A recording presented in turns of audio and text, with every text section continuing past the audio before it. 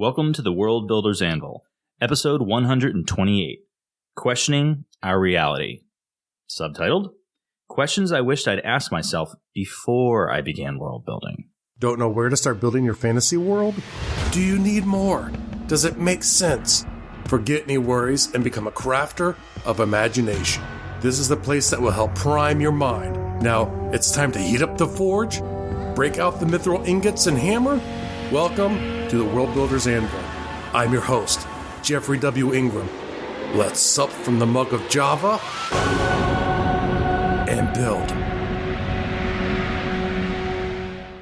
Welcome back. As always, I'm Jeffrey W. Ingram. And I'm Michael Miller. We are here after our record 3-minute, 15-second, I'm sure we've had 5-second. We've probably had longer ones than that. Probably. We had a hard time recording the introduction because Jeff would not shut up. So, fair warning, I'm in a giggly mood today. And he's dragging me down the path of ridiculousness as we begin recording today. Interesting topic today, questioning our reality. And the basic gist of this is things that you should think about and ask yourself before you actually start the process of world building. And it's questions that Jeff started coming up with, things that he'd wish he'd asked himself before he got himself. But these are kind of questions that he discovered through his path of world building that would now be helpful to a new world builder. Yeah, because I think ultimately we should introduce ourselves at this point. I'm Jeffrey W. Ingram, and this is... I am Michael Miller. We covered that part.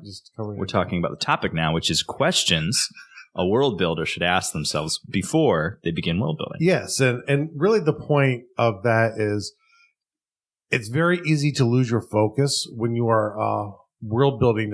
You get pulled off in 90 directions. There are a lot of different interesting things and techniques, ways you could go with anything. And if you know a point from which you want to start, it'll allow you to get more world building done so you can get to the parts of telling stories, whether it's through games or whatever. And a lot of these questions and some of the things we're going to be talking about are not only what do you want to build sort of things and like how do you want to go about it, but who you are as a person and a world builder. Yeah. So shall we just jump right into it? And just one note, the reality there is in air quotes because we mean our worlds, which is the ultimate important reality, not the world we live in. Not actual reality. Yeah, we put quotes around the word reality. So questioning our reality is like, we might as well have, Jeff could have written it as questioning Garduel. Yeah. So why do I want to world build? Is the first question we have up here. Okay, now I think this is an important one because knowing the medium you're at least starting in is very, very important. Are you... I'm sorry, did you say medium? Yeah, exactly. So for me, I wanted to tell stories in role-playing games. That's why I started world building. Actually, I was telling stories in them, and I got annoyed, so I needed something bigger and my own because that's just my personality. But for me, it was to play games. And the important thing really to know when you talk about this question is when you think about why you want to world build, that will dictate the scope of what you need, how much you need to start. So it's an important question to know because if you literally created a world like Earth and you had 7 billion people on it, each rolled up as a character or written up as a character if you're writing a story, you'd world build until you died and you wouldn't be done. I'm not sure your point for mentioning that, though. Because the thing is, it gets you into a trap. There's a trap there of... The world building trap of getting too much... Of focusing on the world building and not getting to the storytelling. Unless that's what they want to do. Yeah, and there's actually a very Which is why that initial question, why do I want to world build? Some people might just want to build the world for the sake of doing it.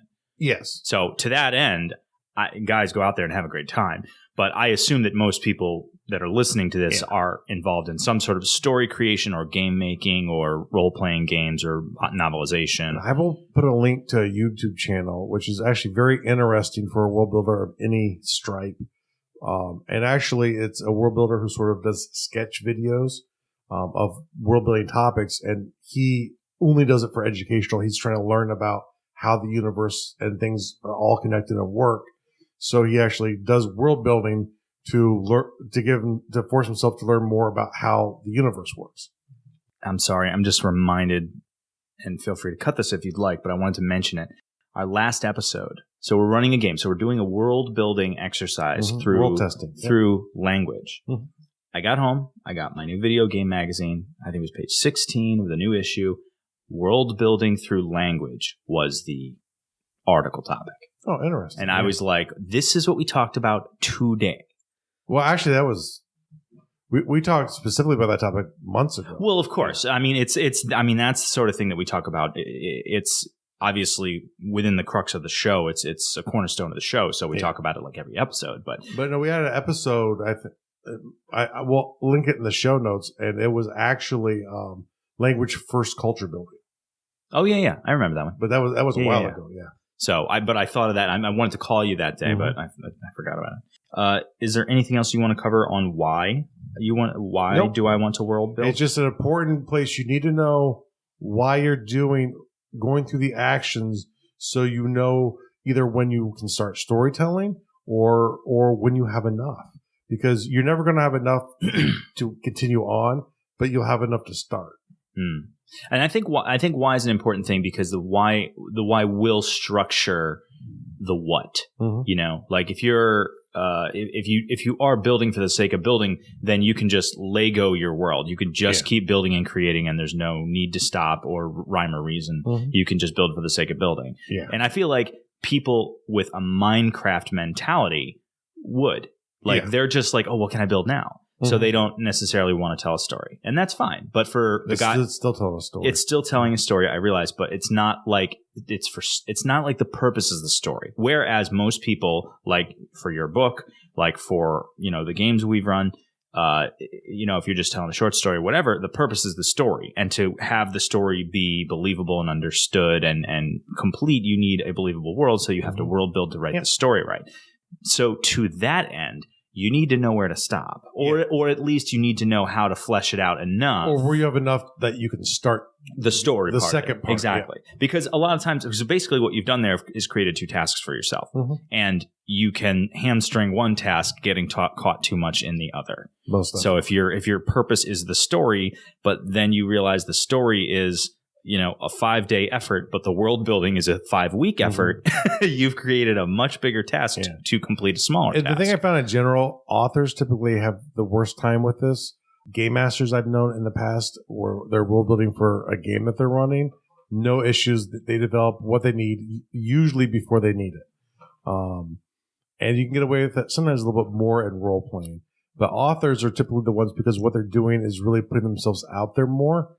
And a lot of times we'll use world building as an excuse to not finish that novel. Yeah, we've talked about that before. We should probably do another show on that. That's one we'll probably revisit once in a while. Oh, use it as like one of the organizational episodes. So the next question is, what do I want to world build? And so this is an important topic from the sense that when you want to know what you want to world build, obviously a world, and you're thinking, duh.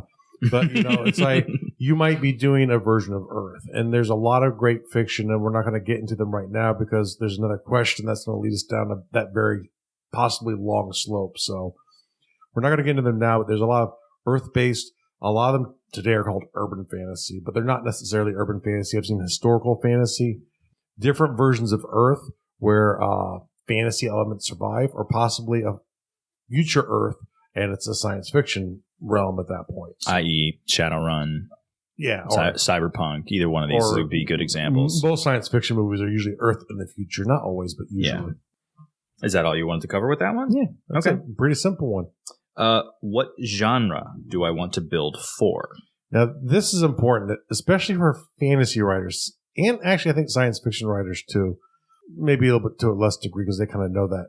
But you don't have to write fantasy in medieval times or in ancient times. Fantasy can have guns, a.k.a. Shadowrun. Yeah, a lot of guns in Shadowrun. Shadowrun is definfinitely a fantasy. I personally love mixing Westerns with every genre. So I do. And if you make that stuff, let me know. But no, you're not limited to swords and knights and armor. You're really not. And that's the beautiful thing today. And with the internet, you can find an audience to read, I would have never believed you if you told me about steampunk when I was a kid. I mean, to me, token style fantasy. Mm-hmm. Take that either way. I'm sorry. Did you mean Tolkien or Tolkien? Yes. Yes. And callbacks. To me, that's all fantasy was. And I think for a while, for the most part, was. And there were other things that you didn't call fantasy that really were sort of Alice in Wonderland, obviously fantasy, but I never thought of it as fantasy until probably more recently. I think when you're going to genre, I think it's important to point out that if you're going, let me be very clear about this, if you're going to choose a genre, by that I mean you're going to take the archetype of a world. So if you're going to say, I'm going to choose medieval fantasy, everyone kind of has an idea of what that's like, and then you're going to craft it to your own. Mm-hmm. I don't think you need to choose a genre. If you want to make something real original, or if you want to combine some things, like I want to make feudal Japan steampunk.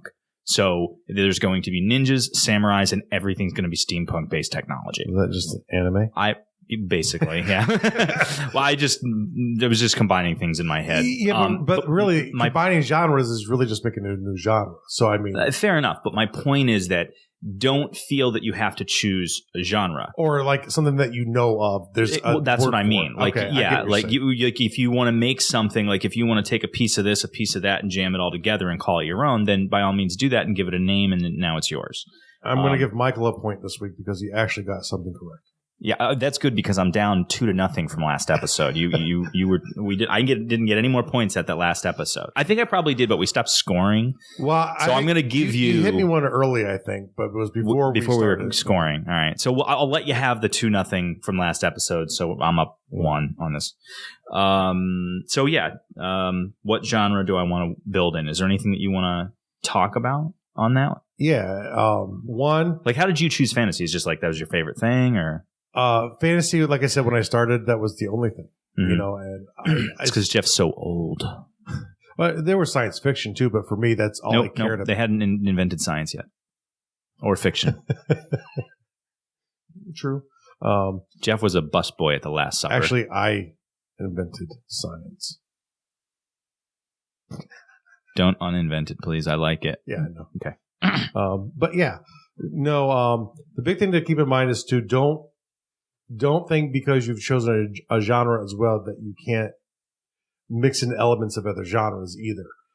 If you want to slip in a laser blaster into your medieval fantasy game, you can do it. And we talked about this in another episode where we mentioned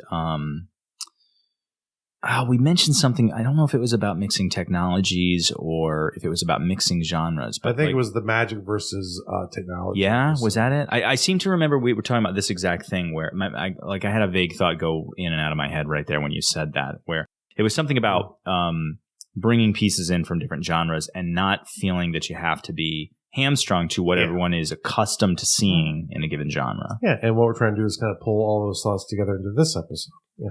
Okay. So the idea, too, and we've probably talked about this a couple times as well. Horror is one that comes to my mind specifically because horror again. You've gotten me with that twice. Oh, really? No, you don't get a point for that.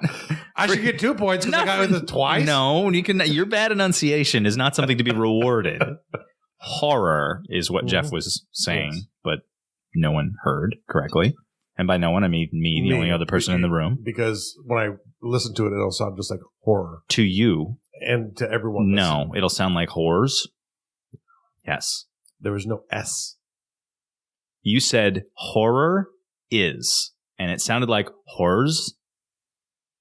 Your mind is in the wrong place. No, your enunciation is terrible. Mm-hmm. Yes, let's not blame our mental state. Horror, you were saying.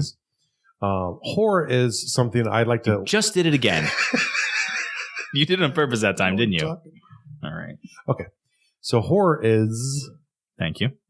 A way for people to frighten the snot out of people. It's wonderful, and it should be used all the time. I think often in fantasy, we fail to embrace monsters are monsters and let them be monsters and don't overexpose them. Use some horror elements, especially if it's something really frightening. Use horror to your advantage, even though you're in fantasy or in science fiction. I mean, it does happen. Don't get me wrong. Romance is another one. Romance fits into everything. Horrifying. You know? Oh, I see what you're saying. Yeah. I thought you were using romance as horror there. It can be. I like horror romance. I actually, scary thought there. I actually feel bad because I was re-listening to last episode, and when you had a supernatural moment, I wasn't quite sure how to play it with that character. Mm-hmm. And part of me wanted to have a bigger reaction, but I also thought the character not being combat-oriented, it didn't quite merit. Was that sort of the thing floating in front of you? Yeah, when there was the little invisibility thing going on and the little play on the shadows. Because I was like, well, you know, he lives in a world where weird things can happen, so that might be a little... I don't know how commonly he would see something like that. I don't know how... Well, I mean, think how plus there were other things to occupy his attention at the moment. But that's really why it was kind of a horror element, because that's something you sometimes see in rooms with the way light moves. Mm-hmm. So is it overactive imagination? Exactly. Heightened moment because there is a heightened moment going on. And so just because the boogeyman was so in I the let shadow. it go. Yeah. Just because the shadow moved doesn't mean the boogeyman isn't there. That's right. But in the role-playing game, he probably is. Probably there. Probably there. Any other thoughts on you? We're talking about romance for genre. Yeah, no, it's just take any genre you want. If you like Tom Clancy style novels and you want to model science fiction or fantasy or horror story off of it, feel free. I mean, you know, if you like that sort of military drama stuff, take elements of stuff from other genres. It will make your story better. Agreed. Circle gets the square. Horror's great. Sure. What other worlds am I aware of? Okay, now this is a dangerous question. So Dangerous? Because I think between the two of us, I don't know how many hours we could probably just have a list. Oh, just listing worlds? Yeah. So what I'm going to do is I want to take this back sort of from the perspective of when I started world building. There were a lot less worlds, at least that I knew of at that point, and probably a lot less worlds. But obviously, there's kind of the big one you can't miss in this, in Earth. And it's used all the time in storytelling here. I would change it a lot because it bores me normally. Well, I think the point about that one is if you're just going to write a story and it's going to be, you know, Earth, world, real, then you're just writing a drama. Yeah. And also, there's a lot of true stories that are probably And the question comparable. Is, at that point, are you writing an Earth story or are you writing a fantasy story with elements from Earth? And, you know, there is a fine line there, and it's really up to you to choose what the heck you're doing. Now, obviously Middle Earth was around. It was the token world. And I'm not interrupting your train of thought there. Yes, you were. You were mentally doing it. Well, it's not my fault that you have poor telepathic blocking. I have the mental prowess of a 2-year-old who. So, what other worlds am I aware of? I think the point of this question is really just to consider what's out there. Obviously, try not to plagiarize. Yeah. There's a lot of really great fiction out there. And it's not so much to think about the elements of the world, and to some degree, you won't be able to escape those because those are burnt into your subconscious. So, for elves and dwarfs are burned into a lot of people's subconscious. Aliens, predators. Those kind of things get burned into your brain if you know and love those stories. Space Cowboys. Some of our favorites. But really the more important thing than the exact world is really the next question. This is the part that makes this question important. What changes would I make to those worlds? And this is not to say that you could make Middle Earth better. Or worse. But the thing is, there's something usually, at least for me, when I look at other worlds and even my own world where I'm like, it needs this. It needs that. For me, a lot of times it was a more naturalistic feeling where the world felt like it was a cohesive unit and not just a bunch of elements smushed together.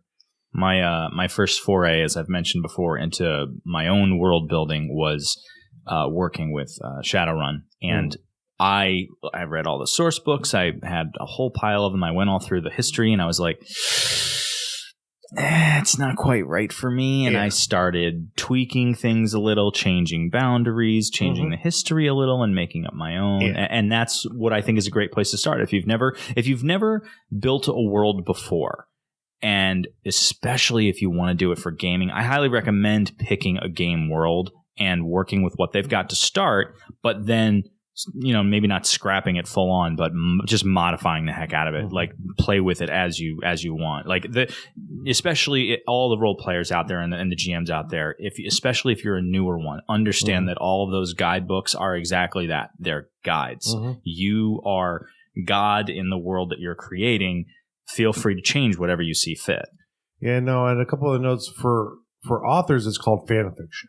And whether or not you release it on the internet or not is irrelevant. But writing fan fiction in someone else's world, you're actually extending their world. It's the expanded universe, you might call it. And don't forget, 50 Shades of Grey was a Twilight fanfic. I believe that. 50 Shades of Grey started out as a Twilight fanfic. Yep, I know. I'm not shocked at all. And now that person is stupidly rich, and they made a movie of it. And I believe a sequel is coming. Might even be richer than the Twilight. I don't know. Twilight did really well, but 50 Shades sort of took over merchandising type of stuff. So I think Twilight still got them beat in the merchandising department. Okay. All the little teeny bopper stuff. I mean, they did 4 movies. It's hard to outsell a teeny bopper. They did do 4 movies. Let's not forget. Yeah. Okay. So we're not saying that yours could be the next 50 Shades of Grey, but why not, man? Yeah, and even if you don't release it, it's an exercise. It's practice. Yeah. So whether you just do it for yourself because you enjoy the world and you envision this new character in there, or the characters that exist in a different time and place, that's awesome. That's an important point. Going back when you said, like, even if you don't release it, you don't have to share this stuff with anyone. Like, you should read some of the horrible stuff that I've written. I've got tons of stuff that I've written that no one ever sees it, and I've got stuff that I really, really like, and that stuff I share. But like, keep writing, keep doing it, because with quantity, you will get quality. You will get your jewels in the rough, as long as you keep doing it. And you'll get better at it. Maybe we'll do like one of the more businessy types of episodes on the idea of why practice, is important for storytelling or for anything that you do in life. Practicing is important, and failing. Yeah. That's a different episode. True. So what changes would I make to those worlds was where we were. Did you want to have anything else to say on there? Or yeah, just that they would have all been better if I had made them. Fair enough. What kind of worlds do I want to build? Or I wrote, actually, I said it plural, but it's actually singular there. What kind of world do I want to build? Yeah. And when we're talking about this, we're talking about, in this show a lot, I come from the perspective of something I called naturalistic framework world building. It's the idea that I'm building up this framework that meshes together, that can actually move and affect other parts of the world when something changes. And I call it a framework because there are parts of it that just have rough structure, but they're there enough that they can move. But later on, if I need to take and work it up and flesh it out, I can. So for me, I could tell any kind of story I want to in my world. Like, most of my stories will probably come from Gardul that I ever release. Not necessarily all of them, though. Actually, one of my first worlds, even before Gardul, was I was getting into cyberpunk or cyberspace when I first started getting into GURPS. And so I took sort of the timeline of Earth to that point, and I stretched it out for 40 years, and I had my own world. And it's simpler from Earth because you sort of have where you are, and you have things that cause changes to what you expect it to look like. And hopefully I was wrong. But, the idea is there are other types of fantasy writing. There is no problem with writing fantasy worlds that aren't naturalistic, and they're quite popular. There are no problem with writing fantasy novels that the world's even apparently cohesive. I mean, I love going back to Alice in Wonderland. Nothing makes sense to me in that world, but it works as a wonderful world. And that's just because of the type of story you want to tell. But if you know the kind of world you want to build, You're not going to sit there and try and overnaturalize or evolve societies in a world like Alice in Wonderland that doesn't make any sense for that world. Seeing a history in that, seeing the evolution of societies in that world would be really interesting. Or you could do it in a fun way, but it wouldn't need to make sense in what people would expect, and it shouldn't make sense in what people would need to expect. Or even more so, did you see the Wizard of Oz prequel with James Franco? No, I didn't know there was a. It was okay, but there were a couple of things in it that I really liked. Certain characters that they had in it that. Like those two worlds, the Oz world and the Alice in Wonderland and the Wonderland world, they just reminded me of each other because they're so colorful, they're so fantastical, and they don't seem to have much rhyme or reason. Yeah. So I kind of equate one to the other. Yeah. And if you are an Alice in Wonderland fan, there's like, what is it, in the neighborhood of like 60 books that were written in that world? I have no idea. There's tons. Wow, I have no idea. Yeah. Tons. Actually, no, I might be thinking of Oz. I think Oz has in the neighborhood of 20 books written in that world. Okay. They're from like early 1900s. But there's a lot. I believe there's a lot of both. I'm not going to nail the number, so I'm just going to just say the very generic a lot and say go look them up if you want to read them, because I know there's a bunch. You ready for the last question of the episode? I would say hit me, but you would. Yeah, that's not true. You're the violent one between the two of us. You're lucky I can take it. So, what type of world builder am I? Great question. Yeah, and it seems familiar. The reason that seems familiar, and it's such a great question, we know, is because we did an entire episode on it already. And we talk about this all the time, too. This goes back to a story from a gentleman by the name of Ranjan, I believe. We'll link to both of these in the show notes. And the idea is you have an architect. An architect is someone that really has it all nailed down before he starts. That way your story fits into your world. You reduce the chance of contradiction. And is really like Tolkien is the person you think of here the most, because the languages, the riddles, songs. He had so much cultures, races, religion. He had so much stuff covered. So much. Basically, an architect is somebody who has an incredibly built out, fleshed out world before he even creates a story for it. And I caution, I don't know if you caution people about being an architect, because being an architect means you're going to spend a lot of time world building before you're ever going to do any writing. If your goal is to write, I don't recommend it. I think architect world builders are awesome. I think there's a lot of great, amazing worlds out there that people spend a lot of time building. But how many books did Tolkien write? Well, that's the point. Is if your intention is to put out a bunch of properties that you want to sell, architect is going to make it a little. You're going to make a lot of work for yourself by doing it architect. Not that I begrudge any architects out there. And I love the details, but I would say you're arguably an architect. I'm definitely or you were at least. I definitely was, but really now I'm sort of somewhere between an architect and a gardener. Definitely. And so a gardener. And when we play, I would say you're gardener gunslinger. Oh, when I'm storytelling, I'm a complete gardener gunslinger. Yeah. So I have a framework. I have scenes I want to cover, and I have no idea how to connect. Which makes it fun for both of us. Yeah. So that's architect. What is a gardener? A gardener is a person who's he's the middle ground. Actually, we should probably do the other one. You want to do gunslinger? We'll do gunslinger. Okay, so architect, you're going to spend a lot of time building before you're actually doing story. You're spending a lot of time building your world and really fleshing it out. Gunslinger is the exact opposite. Yeah.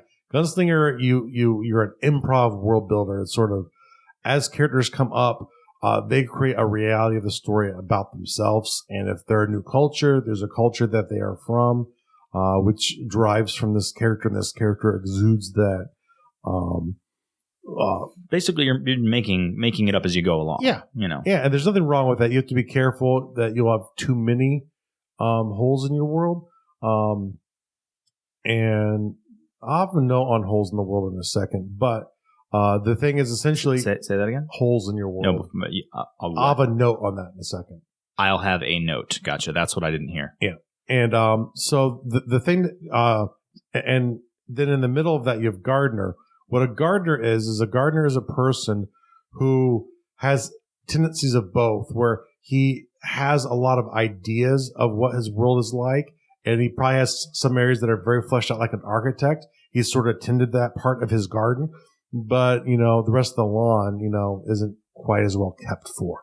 So, the area around where the story is fleshed out, and the rest of it is not. So, like, for instance, there are areas of Gardul that are not fleshed out. Yes. And as you progress a story or maybe a book towards that area, then it's time for you to world build that area and learn about it yourself before you start introducing the reader to it. Yeah, and there are major things in most of the areas of the world that I do know about, but even like a lot of them, as I'm going through and writing the story, I'm evolving my world and I'm making it the way I want it to be. So they're now less developed than they even were at some point. But it's like the major things I kind of know about. Now there are things I know I don't know in my world. What do you mean? So, for instance, wherever you have like major sort of cultural groups sort of bordering each other, you get these different types of cultures that are heavily influenced by both. So sort of those fringe cultures and states I don't know anything about. But you don't know anything about them, is what you're saying? Yeah, I don't know anything about them.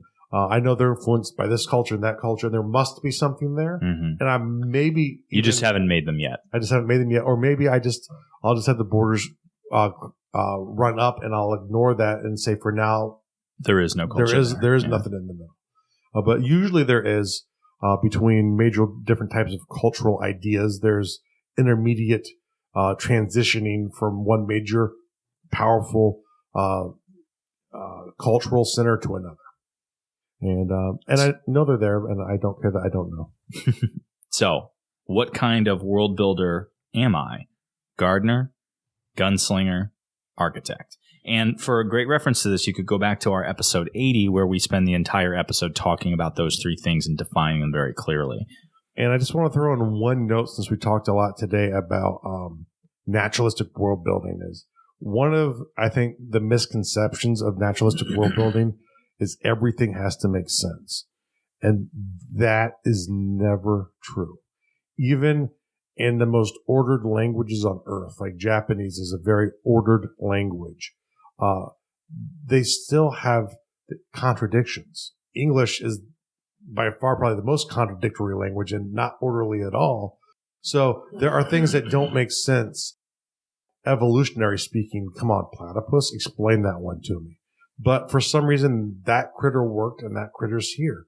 So you don't get stuck in this idea that for it to make sense, it has to, fit into the environment and in a way that makes logical sense to you.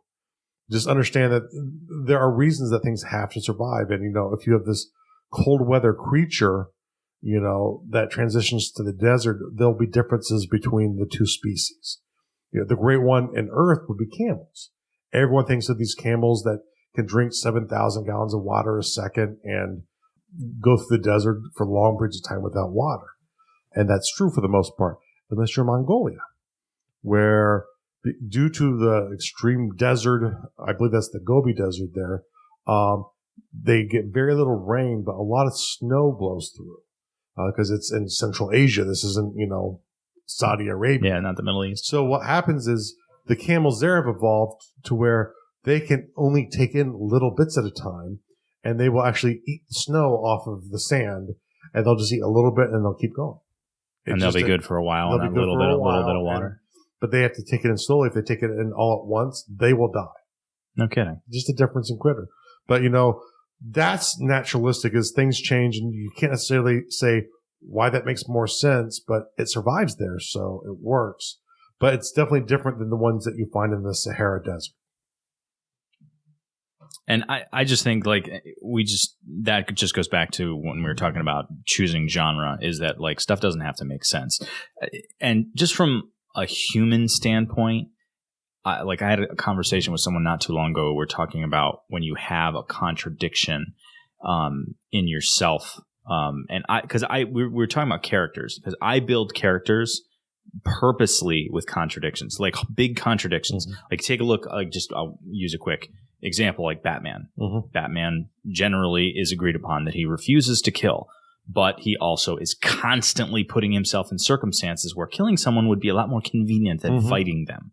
So there's a contradiction that he's constantly bumping up against. Mm-hmm. So when I build a character for a story or for like one of our games, I generally try to build a built-in contradiction to the character, something that he believes in, but then he's constantly, like maybe he believes in something that's completely contradictory to his occupation, or, Mm-hmm. or he thinks about something emotionally differently than he looks at it logically. Yeah. And going back to how I started this was you as a person, the little listener, and Jeff and me, we have built-in contradictions where like we believe in things. Like I mean, the easy Like one. elves and dwarves? No. Well, I mean, the easy one for me is just to go to religion. Like I choose to believe that Jesus Christ is my savior. Mm-hmm. Not everybody does, Mm-hmm. but I also consider myself a man of science. I'm a licensed electrician. So when I start looking at some of the things that the good book teaches, it's hard for me not to be really skeptical with a logical mind, but I just choose to let it go. So we as a people have lots of contradictions built into how we look at things, and that's okay. It makes it interesting. It doesn't always have to make sense. So from your world building naturalistic standpoint, from a character creation standpoint, from you on a personal standpoint, contradiction is fine. Like we're built on a world of contradiction. It doesn't all make sense. And a lot of times the irony of these contradictions is they're usually tied in. They're similar to each other. You know, Mm-hmm. most great heroes, their contradiction, like you said, with Batman was the perfect example there. You know, not only will he never kill. Not true. Batman has killed a number of times. No, he's not. Yes, he has. Those are fake Batmans. Those are poorly written, incorrect stories that should be burned from time. Batman would never kill someone. That's not true. Batman would never kill someone. Batman has killed a bunch of people in the comic books. No. There was two dudes in particular. I can't remember the names of the character. One guy who he kept getting into fights with him throughout the comic book. Mm-hmm. Realized that he could probably beat him, Mm-hmm. but and he lured him into like a subterranean layer, basically in the sewer Mm-hmm. somewhere. And he's saying all this. He's like, a few years back, I would have taxed myself fighting you. And he's like, but I realize now that I'm a little older and wiser that I don't need to. And he shuts the door and locks him in this subterranean place and just never goes back. And then when the authorities say, oh, what happened to that guy you were fighting and when you were trying to, he's like, don't worry about him. He won't be a problem anymore. So they basically imply that he never goes back there and the guy just starves to death down there. There's another guy who he trapped, who is some sort of immortal that he trapped. Did he in ever a show up in the box. comics again? What's up? And he show up in the comic later? Yes. That's not fair. I don't know. I can't say yes or Blaming no because I Batman don't for know. murder is just writers who run out of ideas. Batman killed Joker in in the past, I don't know, like 3 years. They had one where he just straight killed the Joker. Straight killed him, snapped his neck. These are writers who are out of ideas. And they're taking that out the character they're writing for. Batman wouldn't do that. Okay, well, the argument to that is if Batman is a creation of writers, then you're going to... Only the stories I deem okay, that's what I was about to say. All right, fine. But the point being... Getting back to contradiction. The contradiction of him is, it's like this, but it's that battle between of thinking we'll say murder is wrong, mm-hmm. but always put himself in a position where, like he said, it would just make his life easier. And, some lazy writers like for instance, might take it out on For instance, I don't intend to murder anybody. But that's easy for me. I don't put myself in circumstances where I'm in a situation I have to choose between murdering someone or not. Mm-hmm. But when Batman says it, it's a big deal because he's constantly in that circumstance. Okay, do you drive through the 9184 interchange? All the time. Yeah, then you just contradicted yourself. It's not hard not to kill somebody on the road, Jeff. When I drive through that intersection, it's kind of hard. Okay. Do you have a World Builder task of the day? Yeah, and you're gonna be blown away by the originality. I always am. Turn these questions back onto yourself and ask yourself the questions that I wish I'd asked myself earlier. I'm going to read through them real quick. So the questions are, why do I want to world build? What do I want to world build? What genre do I want to world build for? What other worlds am I aware of? What changes would I make to those worlds? What kind of world do I want to build? And what kind of world builder am I? Excellent. And how about a task of the real world task of the day? Here's a good one.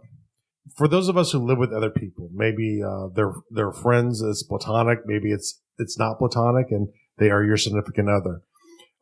Understand that when you're in that scenario, you are a team. You know, if you're on your way home and out, give them a text. Hey, need me to pick up anything from the store?